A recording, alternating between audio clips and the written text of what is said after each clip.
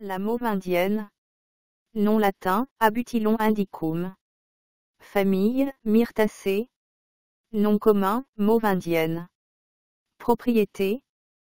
Considéré comme analgésique, anti-inflammatoire, vermifuge, aphrodisiaque, astringente, adoucissant, digestif, diurétique, expectorant, laxatif.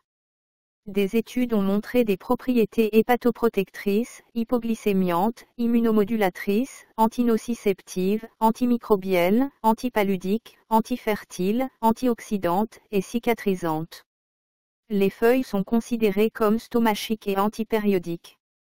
Parties utilisées. Feuilles, écorces, racines, graines, fleurs. Distribution. Philippines, Chine, sous-continent indien, Myanmar, Thaïlande, Cambodge, Laos, Vietnam, Malaisie, Indonésie. On la trouve dans les zones ouvertes et terres non cultivées, sites perturbés à basse altitude près de la mer. Botanique. La mauve indienne est un arbuste vivace, semi-ligneux, ramifié, érigé, de 0,5 à 3 mètres de haut. Les feuilles sont vertes et dentées, orbiculaires ovales à largement ovales, de 5 à 12 cm de long et presque aussi larges, avec une base en forme de cœur proéminente et un apex pointu, les marges entières ou irrégulièrement dentées. Les fleurs sont jaunes, de 2 à 2,5 cm, solitaires, portées à l'aisselle des feuilles, et s'ouvrent le soir. Le fruit est une capsule arrondie, de 1,5 à 2 cm de diamètre, avec 15 à 20 carpelles quelque peu poilues, à arêtes courtes. Constituants.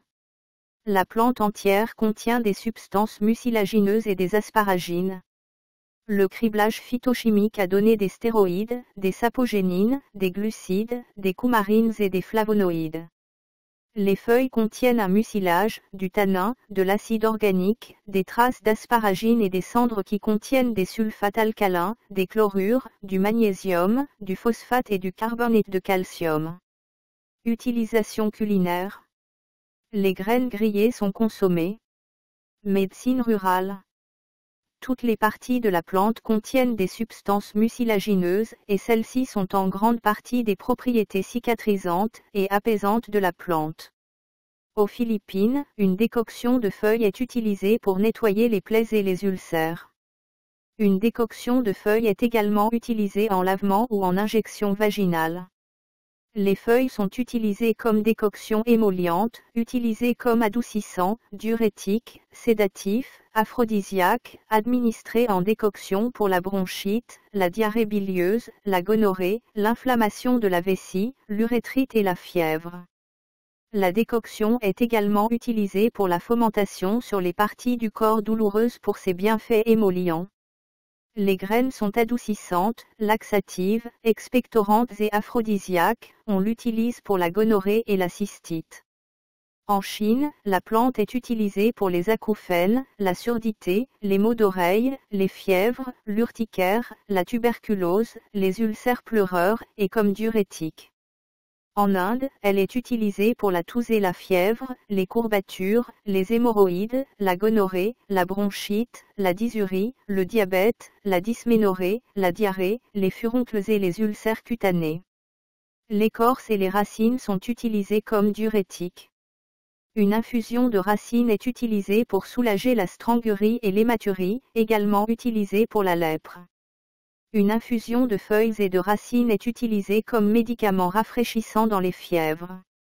Une décoction de feuilles est utilisée comme bain de bouche dans les maux de dents et les gencives sensibles, également utilisée dans la gonorrhée et l'inflammation de la vessie.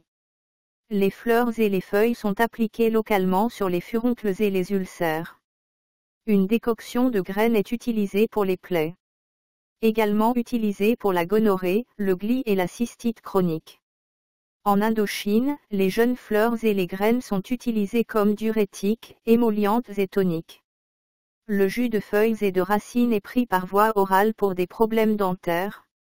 Danger, aucun connu.